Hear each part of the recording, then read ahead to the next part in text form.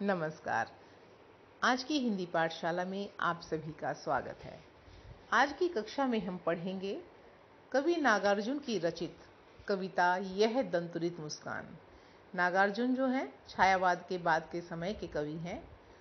पहले हम उनका संक्षिप्त परिचय जान लेते हैं, फिर उनकी रचना यह दंतुरित मुस्कान का अध्ययन करेंगे, उसका भावार्थ देखेंगे। तो पहले जानते हैं कवि का परिचय। नागार्जुन का जन्म बिहार के दरभंगा जिले के सतलखा गांव में सन 1911 में हुआ। उनका मूल नाम वैद्यनाथ मिश्र था, यानी कि जो बचपन में नाम रखा गया, जो शिक्षा के दौरान चला। आरंभिक शिक्षा संस्कृत पाठशाला में हुई।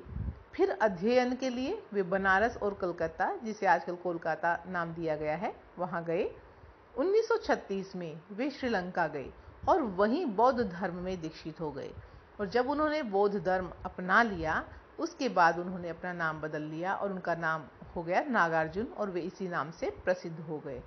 2 साल प्रवास के बाद, यानी कि 2 साल अपने देश से दूर रहने के बाद 1938 में स्वदेश लौट आए, भारत लौट आए। घुमक्कड़ी और अक्खड़ स्वभाव के धनी नागार्जुन ने अनेक बार संपूर्ण भारत की यात्रा की। सन 1998 में उनका देहांत हो गया। आइए अब पढ़ते हैं उनकी रचनाओं के बारे में कि कौन कौन सी रचनाएं उन्होंने लिखी हैं। तो उनकी प्रमुख कृतियां हैं युगधारा, सतरंगे पंखों वाली, हजार हजार बाहों वाली, तुमने कहा था, पुरानी जूतियों का कोरस, आखिर ऐसा क्या कह दिया मैंने, मैं मिलिट्री का बूढ़ा घोड़ा। नागार्जुन ने कविता के साथ साथ उपन्यास और अन्य गद्य विधाओं में भी लेखन किया है। उनका संपूर्ण कृतित्व नागार्जुन रचनावली के 7 खंडों में प्रकाशित है, अर्थात जो उनकी पुस्तकें हैं, जितनी भी रचनाएं हैं, नागार्जुन रचनावली के नाम से पुस्तकें प्रकाशित हुई हैं। 7 पुस्तकें निकली हैं, 7 उसके खंड निकले हैं जिनमें उनकी रचनाएं संकलित हैं। साहित्यिक योगदान के लिए उन्हें अनेक पुरस्कारों से सम्मानित किया गया, जिनमें प्रमुख हैं हिंदी अकादमी, दिल्ली का शिखर सम्मान, उत्तर प्रदेश का भारत भारती पुरस्कार एवं बिहार का राजेंद्र प्रसाद पुरस्कार। मैथिली भाषा में कविता के लिए उन्हें साहित्य अकादमी पुरस्कार प्रदान किया गया।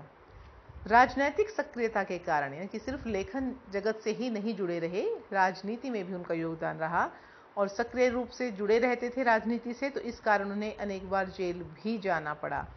हिंदी में मैथिली में समान रूप से लेखन करने वाले नागार्जुन ने, यानी कि हिंदी में भी उन्होंने बखूबी लिखा, मैथिली में भी, और नागार्जुन ने बांग्ला और संस्कृत में भी कविताएं लिखी, यानी कि वो इन भाषाओं में भी सिद्धहस्त थे। मातृभाषा मैथिली में वे यात्री नाम से प्रतिष्ठित थे। उनकी मातृभाषा मैथिली थी और उसमें वो यात्री नाम से लेखन कार्य करते थे, नागार्जुन नाम से नहीं करते थे। तो वहाँ के लोग, साहित्य जगत से जुड़े लोग या पढ़ने वाले लोग, जो पाठक वर्ग उनसे प्रभावित था, वो यात्री नाम से ही उन्हें जानते हैं।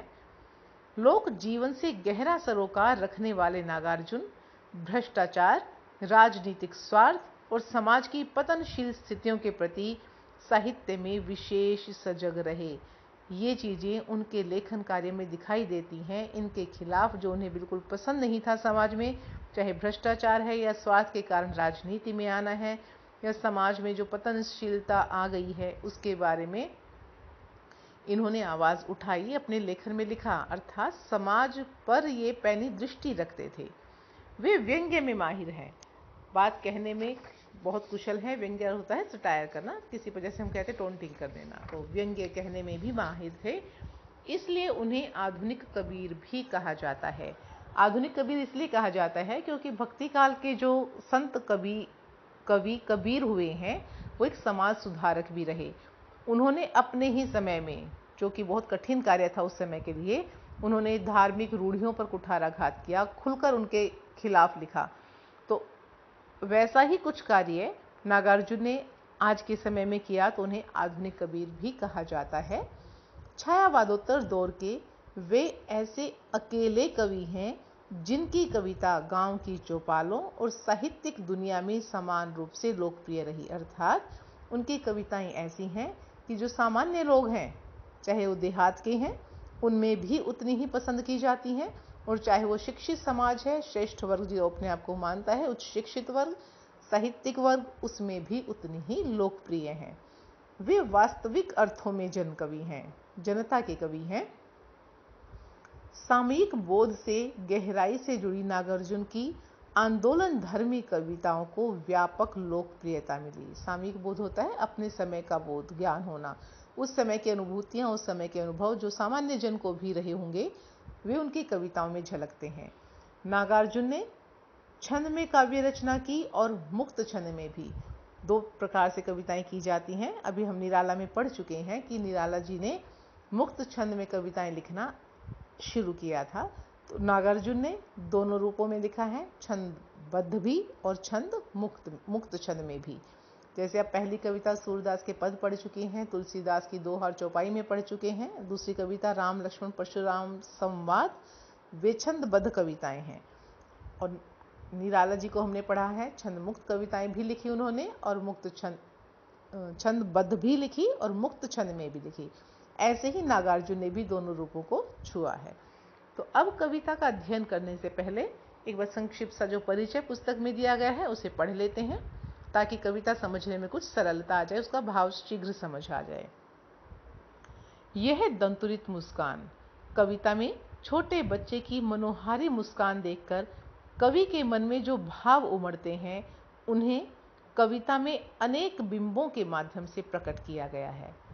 बिंब होते हैं कि जैसे हम कहते हैं कि कोई चीज़ हम लिख रहे हैं या पढ़ रहे हैं और उसका दृश्य सा आंखों के सामने बनता चला जाए, वो हमें दिखाई सा दे रहा है, हालांकि प्रत्यक्ष नहीं होता है, फिर भी हमें अनुभूति होती है, तो हम कहेंगे हाँ दृश्य बिंब है, कि हमें दिखाई दे रहा है।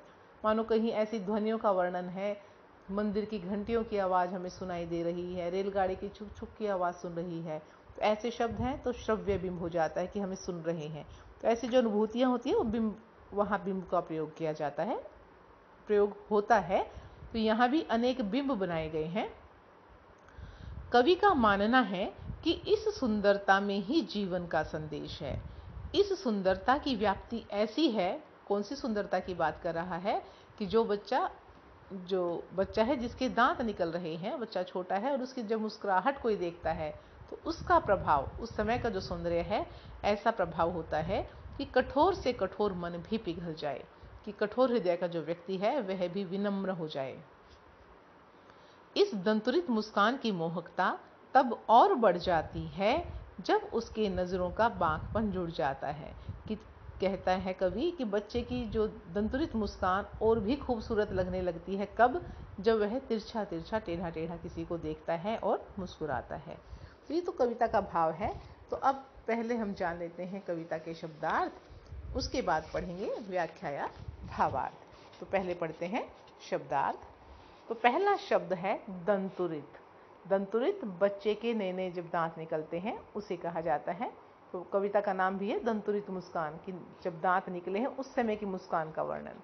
धूली धूसर गात। धूली धूल मिट्टी, धूसर सना हुआ, गात शरीर, धूल मिट्टी से सने अंग प्रत्यंग। जलजात, जल में खिलता है कमल का फूल, उसे कहते हैं जलजात।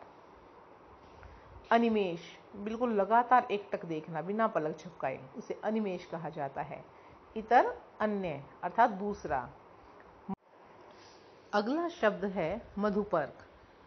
मधुपर्क दही, घी, शहद, जल और दूध का योग, कि इन चीज़ों के मिश्रण से, इन पांचों तत्वों के मिश्रण से मधुपर्क बनता है, जो देवता और अतिथि के सामने रखा जाता है। कई बार आपने देखा भी होगा कि जैसे हम पूजा पाठ करते हैं, घर में कोई कथा रखते हैं, तब भी को बनाया जाता है। आम लोग इसे पंचामृत भी कहते हैं।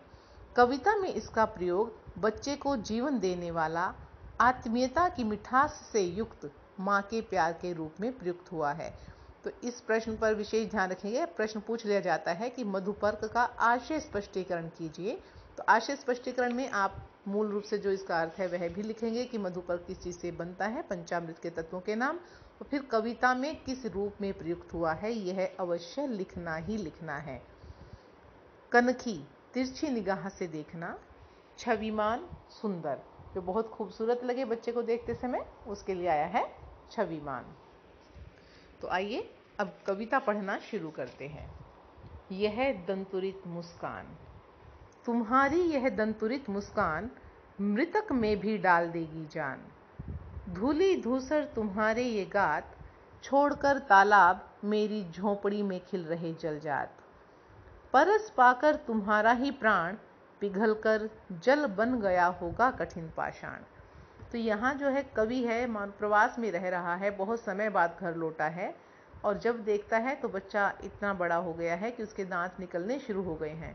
तो 7-8 महीने के 6 महीने के बाद बच्चे के दांत निकलने शुरू हो जाते हैं। लगभग 8 से 10 महीने का बच्चा होगा और उसकी दंतुरित मुस्कान देखकर उस पर क्या प्रभाव पड़ रहा है, कवि उसी का वर्णन करता है कि तुम्हारी यह दंतुरित मुस्कान, कि तुम्हारी जो दंतुरित मुस्कान है ऐसी है कि मृतक में भी डाल देगी जान, कि कोई मरा हुआ व्यक्ति भी हो तो उसमें भी जान फूंक सकती है। अब सच में तो मरा हुआ व्यक्ति जीवित नहीं हो सकता है, तो कहने का भाव क्या है यहाँ पर कि जो व्यक्ति मरे हुए के समान हो गया है, अर्थात जिसमें कोई आशा का भाव नहीं रहा है, उत्साह नहीं रहा है, उमंग नहीं रही है, बहुत उदास है, ऐसे व्यक्ति में भी जान आ जाती है, आशा का संचार हो जाता है, उत्साह और उमंग उसमें आ जाती है। तो इसलिए कहा कवि ने कि बच्चे की मुस्कान ऐसी है कि मरे हुए में भी जान डाल दे, अर्थात निराश मनों में भी आशा का संचार कर दे। धूली धूसर तुम्हारे ये गात, कि जो तुम्हारा जो शरीर है जो धूल से सना हुआ है, इसमें गीत लिखा है, गीत नहीं है, यहाँ गात शब्द आएगा। धूली धूसर, धूल से सना हुआ तुम्हारा ये गात शरीर, ऐसा लगता है कवि को देखकर कि बच्चा जो घुटनों के बल जमीन पर चलने लगा है तो धूल मिट्टी में सन गया है, तो उसे ऐसा आभास होता है कि छोड़कर तालाब, कि वह बच्चा जो है तालाब को छोड़कर मेरी झोपड़ी में खिल रहे जलजात, कि जो जलजात होते हैं कमल मानो मेरी झोपड़ी में ही खिल गए हैं। तो उसे क्या लगता है कि वह जो बच्चा है वह जलजात है, कमल है, और कमल तो तालाब में खिलता है, तो तालाब को उसने कमल ने छोड़ दिया है और मेरी झोपड़ी में ही, मेरे घर में ही खिल गया है। तो बच्चे के धूल से सने हुए शरीर की तुलना कवि ने किससे की है? जलजात अर्थात कमल से, जिसने अपना स्थान ही बदल लिया है। कवि को लगता है कि कमल तो जल में होता है, तालाब में खिलता है, लेकिन मेरे घर में ही खिल गया है। तो उसे धूल से सना हुआ शरीर कमल की भांति बहुत स्वच्छ और बहुत प्यारा लगता है कवि को। परस पाकर तुम्हारा ही प्राण, कि तुम्हारा स्पर्श पाकर, परस होता है स्पर्श, छूना, कि जब बच्चे को छूते हैं, प्राण मतलब उसके संपर्क में आना, बच्चे के नजदीक आना, कि बच्चे को जो वह स्पर्श करता है, तो स्पर्श से क्या प्रभाव पड़ता है? बच्चे के स्पर्श से पिघलकर जल बन गया होगा कठिन पाषाण, कि जब कोई भी बच्चे के संपर्क में आता है, उसका स्पर्श करता है, तो उस पर जो प्रभाव पड़ता होगा कठिन पाषाण, पाषाण अर्थात पत्थर, जो कठोर पत्थर भी होता है वह भी पिघलकर जल बन जाता है, विनम्र स्वभाव का हो जाता है, उसका क्रोध, उसकी कठोरता तिरोहित हो जाती है, नष्ट हो जाती है, और वहाँ कोमलता का जन्म हो जाता है। कब? जब बच्चे के दंतुरित मुस्कान को कोई देखता है और बच्चे का स्पर्श करता है। आगे बढ़ते हैं। छू गया तुमसे कि झरने लग पड़े, शेफालिका के फूल बांस था कि बबूल।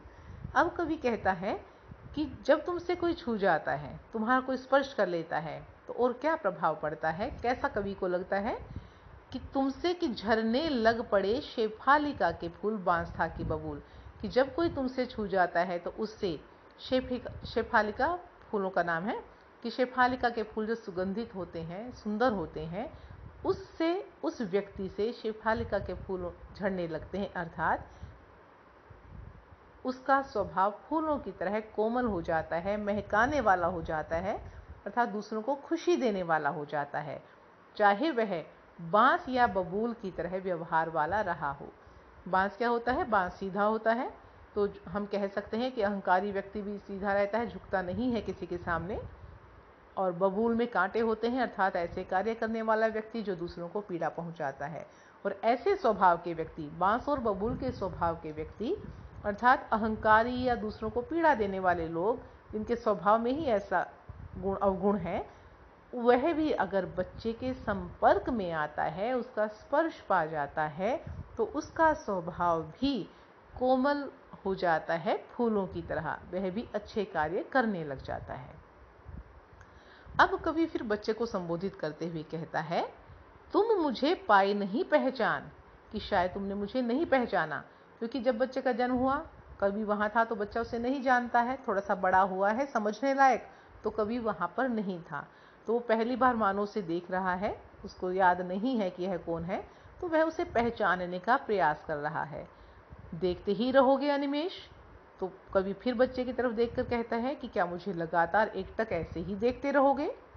थक गए हो? फिर कवि को लगता है कि बच्चा लगातार देखने के कारण शायद थक गया है, तो वह कहता है, आंख लूं मैं फेर, कि क्या मैं अपनी आंखें फेर लूं, चुरा लूं तुमसे, ताकि तुम्हें कुछ देर आराम मिल जाए? क्या हुआ यदि हो सके परिचित न पहली बार? कहता है, कोई बात नहीं, आज मैं तुम्हारे लिए परिचित नहीं हूं तो कोई बात नहीं, धीरे धीरे हमारा परिचय होता रहेगा। यदि तुम्हारी मान माध्यम बनी होती आज, मैं न सकता देख, मैं न जा पाता जान, तुम्हारी यह दंतुरित मुस्कान। अब वह उस बच्चे की माँ को धन्यवाद देना चाहता है कि जिसके कारण वह बच्चा दुनिया में आया है और उसकी दंतुरित मुस्कान का कवि पर इतना प्रभाव पड़ा है। तो वह अपना आभार व्यक्त करता है उन दोनों के प्रति। कहता है कि यदि तुम्हारी माँ माध्यम नहीं बनी होती तो आज मैं ना तो देख सकता था और न जान सकता था कि बच्चे की जो दंतुरित मुस्कान होती है वह कितनी प्रभावशाली होती है, कितना किसी व्यक्ति में बदलाव ला सकती है। इसलिए धन्य तुम माँ भी तुम्हारी धन्य, कि मैं तुम्हें भी धन्यवाद देता हूँ कि तुम मेरी तरफ देखकर मुस्कुरा रहे हो और मेरे जीवन में परिवर्तन ला रहे हो, और तुम्हारी माँ का भी आभार व्यक्त करता हूँ क्योंकि उसी के कारण तुम इस धरती पर आए हो। तो वह दोनों को धन्यवाद देता है। अपने बारे में कहता है, चिर प्रवासी मैं इतर मैं अन्य, कि चिर प्रवासी जो लंबे समय से बाहर रह रहा हो घर से दूर, मैं इतर मैं दूसरा, मैं अन्य मैं दूसरा। इतर और अन्य का अर्थ एक ही होता है, दो बार लिखने का अभिप्राय यह है कि बच्चे के लिए बिल्कुल अनजान सा, क्योंकि बच्चा बहुत छोटा है, 2-1 महीने का बच्चा है तो नहीं पहचानता है, थोड़ा सा बड़ा होता जा रहा है तो जो आसपास रहते हैं उन्हें पहचानता है, लेकिन उस समय में कवि बाहर था तो उसे वो नहीं पहचानता है। तो इसलिए उसने कहा कि चिर प्रवासी, कि मैं प्रवास में रह रहा था काफी समय से, तो मैं तुम्हारे लिए एक इतर अन्य व्यक्ति हूँ, दूसरा व्यक्ति। इस अतिथि से प्रिय तुम्हारा क्या रहा संपर्क, कि मैं तो तुम्हारे लिए एक मेहमान की तरह हूँ, क्योंकि तुम तो अब मुझे देख रहे हो, तो तुम्हारा और मेरा संपर्क ही कितना रहा है, हम दोनों पास में रहे ही कितने हैं, क्योंकि मैं तो बाहर ही रहा हूँ, इसलिए तुम मुझे नहीं जानते हो। उंगलियां माँ की कराती रही हैं मधुपर्क, और आज तक तुम्हारी माँ की उंगलियां ही तुम्हें पंचामृत का पान कराती रही हैं, अर्थात तुम्हारी देख रेख जो की है माँ ही कर रही है आज तक, पालन पोषण और देख रेख के लिए यहाँ पर आया है मधुपर्क। अगर पूछा जाए कि मधुपर्क क्या है, हम शब्दार्थ में पढ़ चुके हैं, 5 तत्वों के मिल से बना पंचामृत। और मधुपर्क कविता में किसके लिए आया है? माँ द्वारा बच्चे की गई देखभाल के लिए, ममता के लिए, अपनत्व के लिए, पालन पोषण के लिए।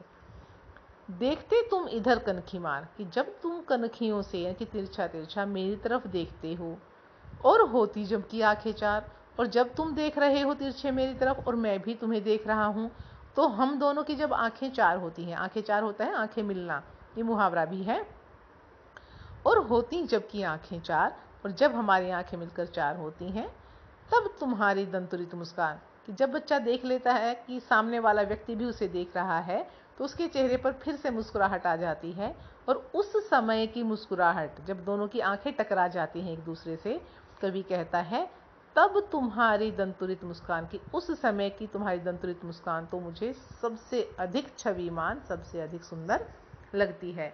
कि दंतुरित मुस्कान तो सुंदर है ही है, लेकिन जब बच्चा कवि को देखते हुए देख लेता है कि हम दोनों एक दूसरे को देख रहे हैं, उस समय जब वह मुस्कुराता है तो वह मुस्कुराहट उसे और भी खूबसूरत लगती है। तो यह जो छोटी सी कविता है लेकिन बहुत प्यारी सी कविता है, वात्सल्य रस से सराबोर है। तो रस भी पूछा जा सकता है कि बच्चे का माता पिता के प्रति या माता पिता का बच्चे के प्रति कहीं वर्णन है, तो उसमें आप यही लिखेंगे। तो कविता में क्या है? वात्सल्य रस है। अब अगली कविता देखते हैं। अगली कविता है फसल। तो पहले फसल का हम पढ़ लेते हैं परिचय, फिर हम करेंगे कविता। फसल शब्द सुनते ही खेतों में लहलहाती फसल आंखों के सामने आ जाती है। जब हम फसल कहते हैं तो खेतों का दृश्य, चाहे हमने प्रत्यक्ष जाकर न देखा हो, कभी कभी कहीं जाते हैं बस से, रेलगाड़ी से या अपनी कार से कहीं, तो रास्ते में जब हम खेत देखते हैं तो एकदम से हमारा ध्यान आकृष्ट होता है, वो फसलें हमें अपनी ओर खींच ही लेती हैं। तो कहता है कवि कि फसल का नाम सुनते ही लहलहाती फसलें आंखों के सामने आ जाती हैं। परंतु फसल है क्या और उसे पैदा करने में किन किन तत्वों का योगदान होता है? कि वह खेतों में लहलहाती फसल हमारा ध्यान तो खींच लेती है, लेकिन वास्तव में वह इस रूप में कैसे पहुंचती है, किस किस तत्व का उसके बनने में, बढ़ने में, तैयार होने में योगदान होता है, इसे बताते हैं कवि नागार्जुन अपनी कविता फसल में। कविता यह भी रेखांकित करती है कि प्रकृति और मनुष्य के सहयोग से ही सृजन संभव है, कि जब प्रकृति मिलती है और मनुष्य आपस में एक दूसरे का सहयोग करते हैं तभी निर्माण हो सकता है। बोलचाल की भाषा की गति और लय कविता को प्रभावशाली बनाती है, कविता की भाषागत विशेषता है।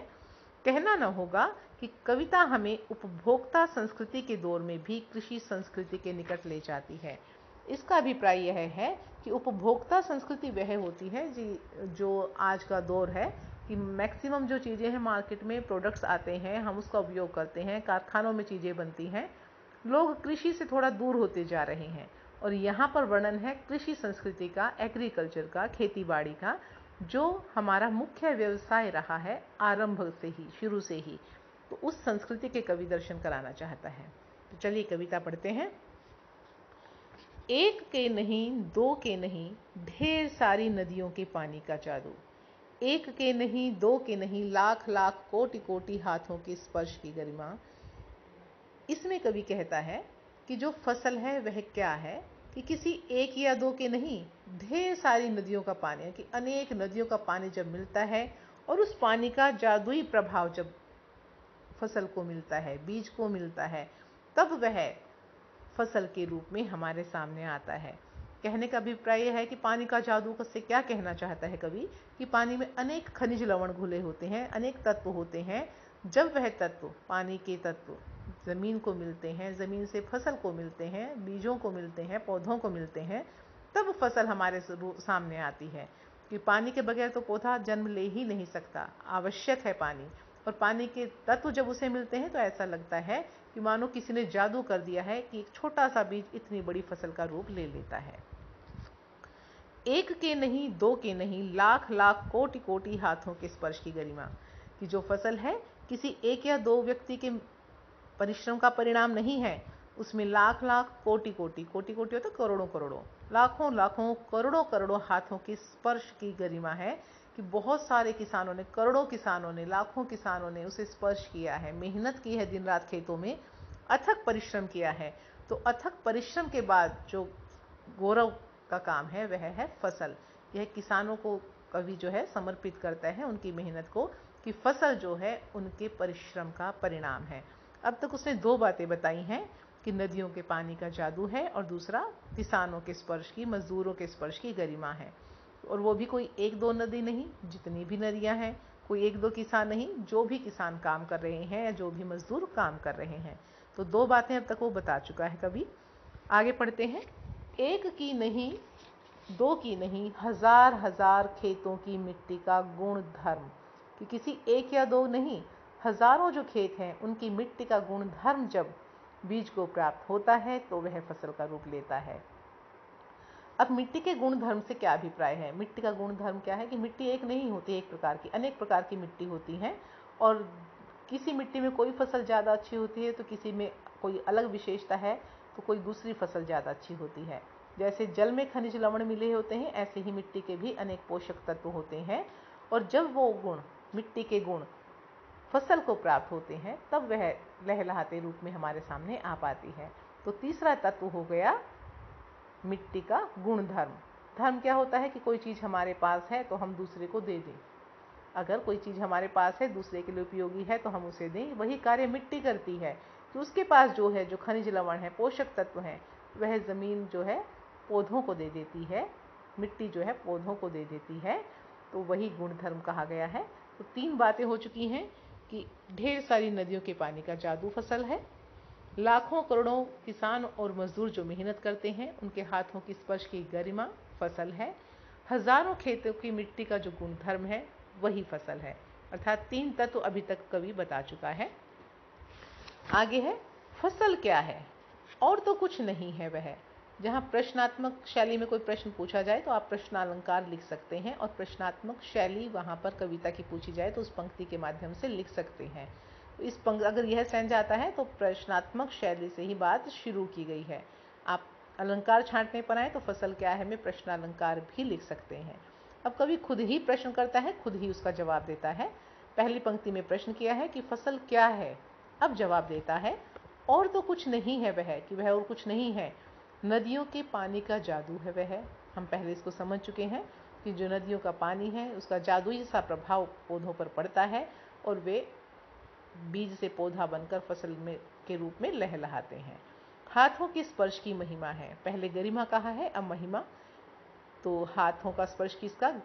किसानों और मजदूरों का, कि जब दिन रात किसान अथक मेहनत करता है, मजदूर मेहनत करता है खेतों में, तब फसल होती है। भूरी काली संदली मिट्टी का गुणधर्म है। ऊपर उसने कहा था हजार हजार खेतों की, अब यहाँ उसने मिट्टी की विशेषताएं भी बता दी हैं कि भूरी मिट्टी, काली मिट्टी या संदली होता है खुशबू वाली सुगंधित मिट्टी, तो उसका गुणधर्म जब फसलों को, बीजों को प्राप्त होता है तो फसल बनती है। 3 बिंदुओं पहले भी कह चुका था। अब 2 अन्य जो तत्व हैं उसके बारे में बात करते हैं। रूपांतर है सूरज की किरणों का। रूपांतर होता है बदला हुआ रूप।